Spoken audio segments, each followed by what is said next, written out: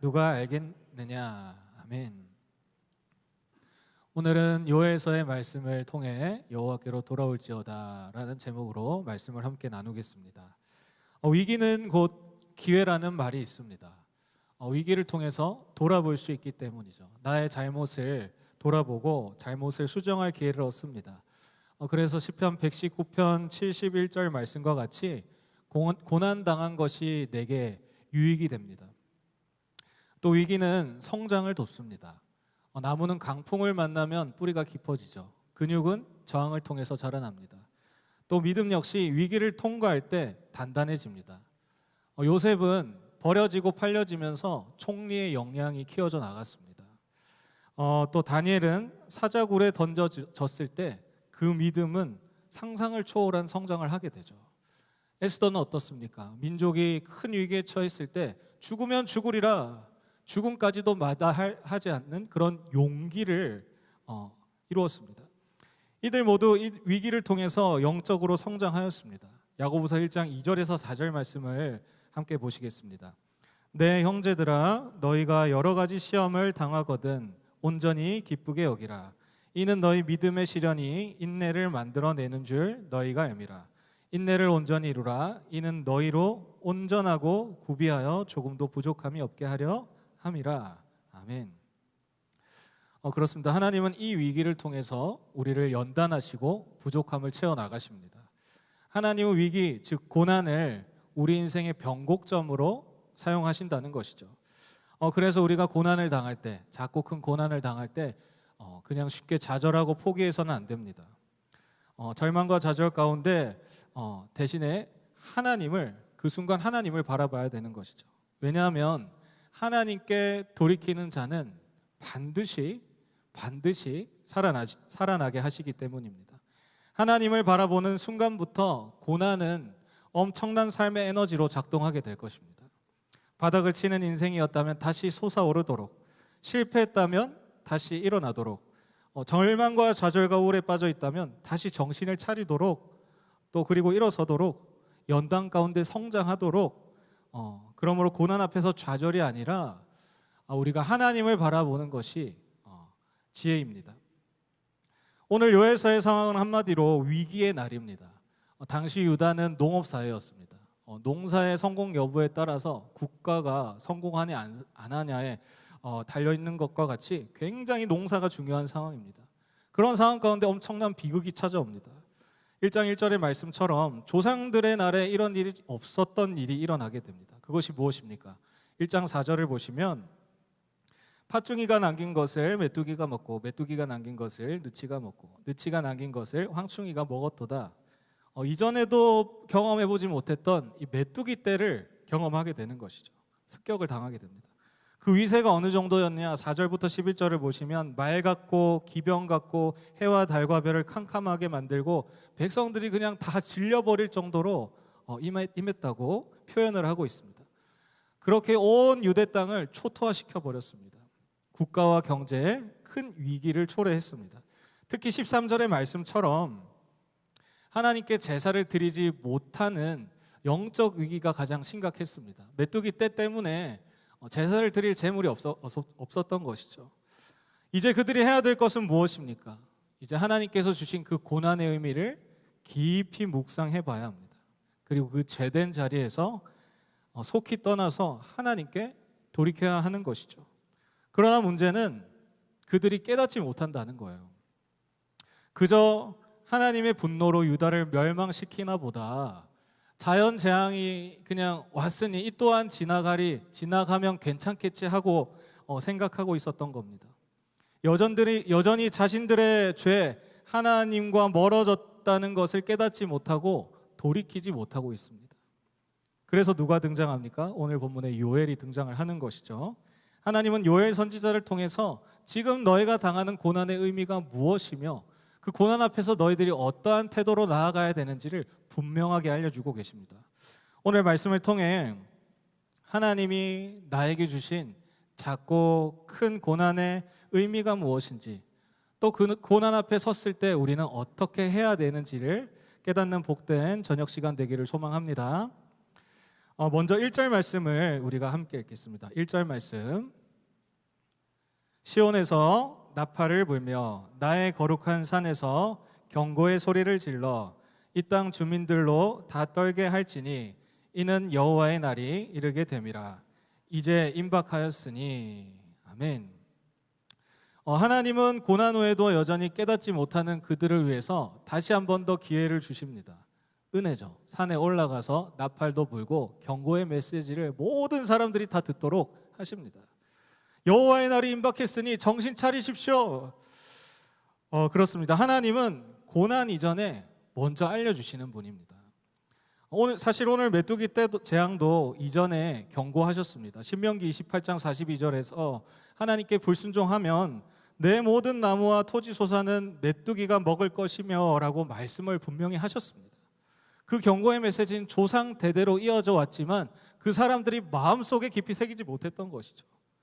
노아의 때도 마찬가지입니다. 창세기 6장 13절을 보시면 하나님이 노아에게 이르시되 모든 혈육이 있는 자의 포악함이 땅에 가득함으로 그 끝날이 내 앞에 이르렀으니 내가 그들을 땅과 함께 멸하리라. 하나님은 미리 알려주셨습니다. 노아는 사람들에게 전했습니다. 그러나 사람들의 반응은 어땠습니까? 무시했습니다. 오히려 정상적으로 살고 있는 노아를 비정상적인 사람으로 판단합니다. 결국 하나님의 마지막 구원의 사인은 듣지 못하고 그 홍수로 멸망하게 됩니다. 모세 때도 마찬가지죠. 모세 때도 하나님은 모세를 통해서 애굽에 수차례 경고를 하셨습니다. 이스라엘 백성들을 돌려보내고 돌이켜라 하지만 듣지 않습니다. 이스라엘 노예를 돌려보낼 때 그 손해볼 것에 눈이 멀었던 겁니다. 그래서 아무리 무서운 여러 재앙들이 오더라도 꼼짝도 하지 않는 것이죠. 결국은 더 큰 손해를 보고 홍해 바다에 수장되어 버립니다. 예수님 역시 종말에 대한 경고의 말씀을 하셨습니다. 마태복음 24장 42절을 보시면 그러므로 깨어있으라 어느 날에 너희 주가 임할지는 너희가 알지 못함이라. 예수님은 분명히 말씀하셨습니다. 그러나 사람들은 전혀 깨닫지 못합니다. 내 삶에 무엇이 잘못되고 있는지 돌아보지 못합니다. 대신에 오히려 하나님의 아들 예수 그리스도를 십자가에 못 박는 엄청난 일들을 해버립니다. 그렇습니다. 하나님은 고난 이전에 반드시 우리에게 알려주시는 친절한 분이십니다. 우리 삶에서도 말씀과 찬양, 또 기도, 예배 가운데 또는 우리의 일상생활 속에서 문득 깨달음으로 알려주시기도 합니다. 또한 작은 실수와 위기를 통해서 복선을 제시하시기도 합니다. 그런데 잘 생각해 보면 우리는 그 하나님이 주신 사인을 잘 깨닫지도 잘 듣지도 못한다는 것이죠. 마치 깊은 잠에 빠진 것처럼 하나님께서 주시는 그 생명의 알람 메시지를 우리는 듣지 못합니다. 왜 그런 것입니까? 가장 큰 이유는 나는 분명 죄인인데 지금 내 삶이 괜찮다고 생각하기 때문입니다. 위기감이 없습니다. 그래서 영적 감각도 둔해져 있습니다. 군대에서 전자시계 알람을 듣고 잠에서 깨야 됩니다. 아침마다. 근데 그 소리를 지금 다시 들어보니까 굉장히 작더라고요. 근데 이 못 일어나면 큰일 난다는 위기감을 갖고 잠을 자면 그 알람 소리가 엄청 크게 들립니다. 나중에는 알람이 울리기도 전에 자동으로 일어나집니다. 근데요, 편안하게 위기감 없이 집에서 잠을 자듯이 자면 어떻게 됩니까? 괜찮겠지 하고 자면 못 듣습니다. 쫄병 때는 큰일 나는 거죠. 큰일 나는 겁니다. 마찬가지로 내 삶을 돌아보면서 나는 지금 교회도 열심히 다녔고 나름 신앙생활도 열심히 하고 있고 직분도 있고 봉사도 하고 있고 또 도덕적으로 범죄를 저지른 것도 아니고 이 정도면 괜찮게 살아가고 있지 않나. 위기감 없이 살아가면 아무리 하나님께서 사인을 주시고자 해도 우리는 듣지 못한다는 것이죠. 그래서 괜찮은가 보다 하고 내 삶이 얼마나 잘못되고 있는지, 내가 얼마나 죄인인지를 모르고 살아갑니다. 내가 분명히 하나님 앞에서 고쳐야 될 부분들이 있는데 남들만 이상하다고 생각합니다. 내 죄가 너무 익숙해져 버립니다. 그 죄가 내가 됩니다. 조나단 에드워즈는 이렇게 말합니다. 어둠이 깊어질수록 사람은 자기 사실조차 깨닫지 못한다라고 하였습니다. 우리 성도님들은 캄캄한 시골길을 걸어본 적이 있으십니까? 정말 아무것도 안 보입니다. 너무 어두워서 도저히 안 보일 것 같은데, 그런데 시간이 지나면 어떻습니까? 서서히 빛을 비춘 것처럼 적응을 해버립니다. 뭔가 보이기 시작합니다. 어둠이 이제 괜찮아집니다. 마찬가지로 우리가 죄를 접할 때는 처음엔 너무 어두워 보입니다. 그러나 그 가운데 계속 있다 보면 괜찮은 것 같습니다. 그러면서 세상의 수많은 죄악들에 노출되다 보니 이제는 그 죄가 익숙해집니다. 처음에는 이렇게 해도 되나 싶을 정도로 뭔가 죄에 대한 어느 정도 반감이 있었다면 시간이 지날수록 죄에 적응하고 아무렇지 않아집니다. 유명한 실험이죠. 냄비에다가 시원한 물을 넣고 개구리를 가열합니다. 처음에는 개구리가 시원하니까 막 헤엄치고 있습니다.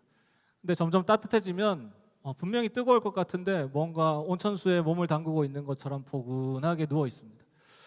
큰일 날 것 같은데 이제 물이 끓기 시작합니다. 거기서부터 문제가 시작되는 거죠. 개구리는 괜찮다고 생각하는 거예요. 물이 끓고 있는데, 자기가 죽어가고 있는데도 괜찮다고 생각합니다. 결국 죽게 되죠. 죄도 이와 같습니다. 서서히 익숙해집니다. 그러다가 내 삶의 죄가 펄펄 끓기 시작하는데도, 내가 죄로 죽어가고 있는데도 깨닫지 못한다는 사실이죠. 특히 인간은 어떠한 동물입니까? 적응한 동물이잖아요. 적응한 동물이기 때문에 죄악된 세상에서 점진적인 이 타락을 피하기가 어렵습니다. 그런 우리의 연약함을 알고 이 교묘한 사탄이 교묘하게 일을 합니다. 죄에 대해서 서서히 적응하게 만듭니다. 내 삶이 이래도 괜찮다고 생각을 하게 만듭니다. 그리고 결국 어떻게 만듭니까? 오늘 요엘의 때처럼 하나님이 고난을 통해 주신 생명줄과 같은 경고의 메시지를 듣지 못하게 해버립니다. 돌이킬 때 살아나게 하시는 하나님의 은혜를 경험하지 못하게 되는 거죠. 사탄은 우리가 하나님께 돌이키는 것을 굉장히 두려워하기 때문이죠. 성경에 하나님의 사인을 결국 듣지 못하는 자들을 보면서 우리는 때로는 답답함을 느끼지 않습니까? 저 사람들이 왜 이렇게 어리석은가? 저 정도면 좀 돌이켜야 되지 않나? 우리보다는 더 질 나쁜 죄에 빠져서 그럴 거야, 우리는 생각하곤 합니다. 그러나 사실 우리랑 똑같은 사람들입니다. 그들도 이 정도면 괜찮겠지 하고 살아갔던 겁니다. 죄가 익숙해져 버렸습니다. 사단의 교묘한 전략 앞에서 굴복하면서 살아갔던 것이죠. 그런데 잘 생각해 보면 그들이나 우리나 똑같습니다. 원래 내가 그래. 죄로 만들어진 성품이 마치 내 정체성이 되어버립니다. 무서운 이야기죠. 무서운 이야기죠. 그래서 우리에게 필요한 것이 무엇입니까? 성령 하나님입니다. 성령님, 제가 어둠의 권세 앞에 무너져서 죄에 대해서 이렇게 무뎌졌습니다. 분명 죄 앞에 무너져 있는데도 이 정도는 괜찮겠지, 그러한 삶은 괜찮겠지 하고 생각하고 있습니다. 그래서 이제는 죄가 너무 익숙해졌습니다. 그래서 사탄이 원하는 대로, 원하는 패턴대로 살아가고 있습니다. 성령님, 저를 건져주십시오. 그렇게 기도를 해야 합니다. 그래서 끊임없이 우리를 회복시키기를 원하시는 그 하나님의 사인을 듣는 저와 우리 성도님들 되시기를 소망합니다. 그렇다면 이제 작고 큰 고난을 만났을 때 우리는 어떻게 해야 됩니까? 메뚜기 떼를 겪은 사람들은 이 하나님이 주신 고난을 은혜의 기회라고 생각하지 못했습니다. 정신 차리고 나에게 돌아와라, 내가 회복시켜 줄게, 그 음성을 듣지 못했습니다. 그리고는 어떻게 살아갑니까? 그 앞에 굴복하고 절망 속에서 살아갑니다. 고난이 기회가 아니라 그냥 심판이 되어져 버렸습니다. 요에서 1장 12절을 보시면 포도나무가 시들었고 무화과 나무가 말랐으며 석류나무와 대추나무와 사과나무와 밭의 모든 나무가 다 시들었으니 이러므로 사람의 즐거움이 말랐도다. 더 이상 희망이 없이 살아갔습니다. 그렇습니다. 고난은 누구에게나 오지만 모두에게 유익이 되지는 않는다는 사실입니다. 어떤 사람은 고난을 통해서 엄청난 회복과 성장을 이룹니다. 근데 어떤 사람은 그 고난의 심판대 앞에서 처절하게 인생을 비관하면서 살아갑니다. 이들의 차이는 무엇입니까? 고난을 대하는 태도입니다. 주어진 크고 작은 고난 앞에서 우리가 어떻게 해석하고 반응하느냐에 따라서 인생이 갈라지게 된다는 것이죠. 그런 우리를 위해서 은혜의 하나님께서는 성경을 통해서 반복해서 답을 주고 계십니다. 대표적으로 오늘 본문 12, 13절을 보시면 알 수 있습니다. 12절, 13절 우리 함께 읽겠습니다. 여호와의 말씀에 너희는 이제라도 금식하고 울며 애통하고 옷을 찢지 말고 마음을 찢고 너희 하나님 여호와께로 돌아올지어다. 그는 은혜로우시며 자비로우시며 노하기를 더디하시며 인애가 크시사 뜻을 돌이켜 재앙을 내리지 아니하시느니. 아멘. 본문에서도 반복해서 말씀하신 것처럼 그 해답은 여호와께로 돌아가는 겁니다. 특히 사사기 전체 내용에서 반복해서 패턴이 나오고 있죠. 하나님의 사랑이 있었고 인간의 죄가 있고 심판이 있고, 그리고 돌이킬 때 다시금 하나님 사랑에 거합니다. 그 사이클이 있지 않습니까? 그걸 통해서 하나님 우리에게 답을 주셨습니다. 여호와께로 돌아가야 됩니다. 그럼 왜 하나님께 돌아가야 됩니까? 이 죄라는 것은 하나님과 멀어지는 것으로부터 시작되기 때문입니다. 히브리어로는 하타, 멀어지는 겁니다. 자기 중심성에 빠지면서 시작되는 것이죠.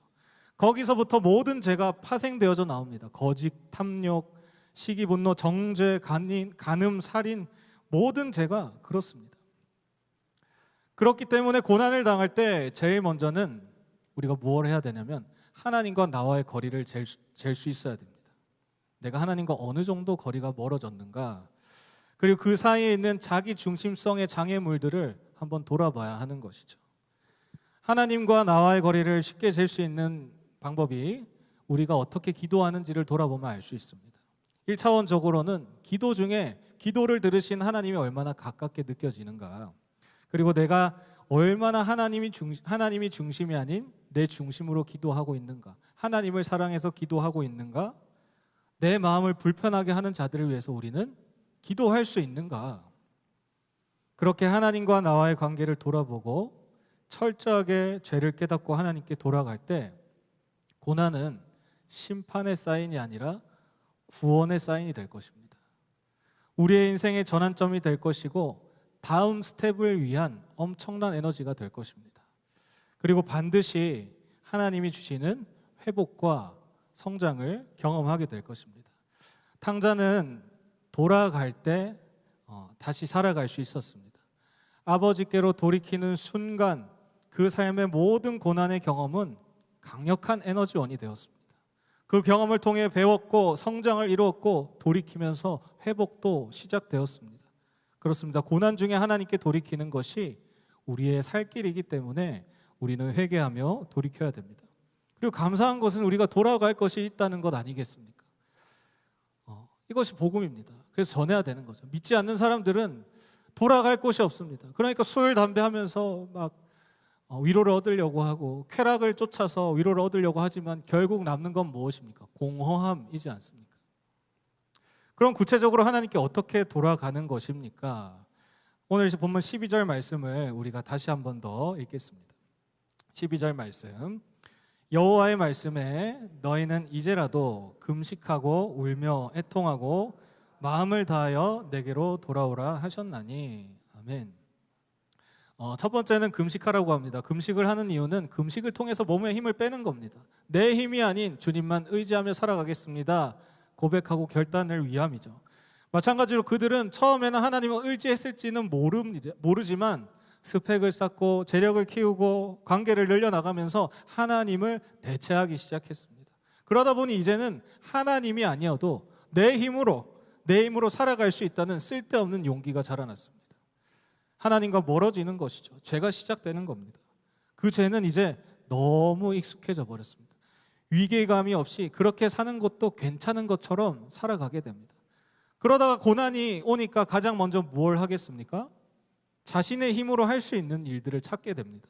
사람을 통해서, 물질을 통해, 대단한 어떤 수법을 통해서 일어나려고 합니다. 먼저 자기 힘을 의지하지 하나님을 의지하지 못하게 됩니다. 그러므로 금식하면서 힘을 빼고 하나님을 의지하라는 것이죠. 니느웨도 자신들의 교만을 인정하고 금식을 통해서 힘을 뺄 때 철저하게 하나님을 의지하겠다는 그 중심을 보시고 하나님은 회복하기 시작하셨습니다. 우리도 마찬가지입니다. 우리도 끊임없이 하나님보다 내 방법과 내 지혜와 내 힘을 의지합니다. 그것이 하나님과 멀어지는 죄인 줄도 모르고 불쑥불쑥 앞서게 됩니다. 특히 고난의 상황에 우리는 철저하게 하나님을 의지하고 계십니까?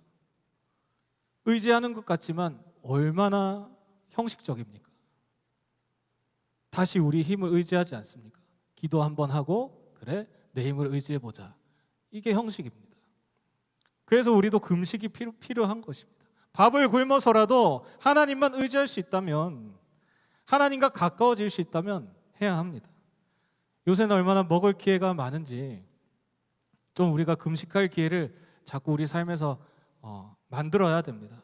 내 삶에 혹은 교회적으로 중요한 일들이 있으면 하나님 의지하지 내 힘을 의지하지 않겠습니다. 하나님만 의지하겠습니다 하고 금식을 좀 해야 됩니다. 내 힘은 유한하지만 하나님의 능력은 무한하기 때문에 하나님을 의지해야 됩니다. 우스갯소리로 다이어트를 결심하실 분들은 살 뺄 생각보다 회개하면 더 효과적이라고 합니다. 네. 두 번째는 울며 애통하라고 하십니다. 우리는 최근에 얼마나 울며 애통해 보셨습니까? 최근에 운 적 있으십니까? 한번 애통해 보셨습니까? 내 죄 때문에?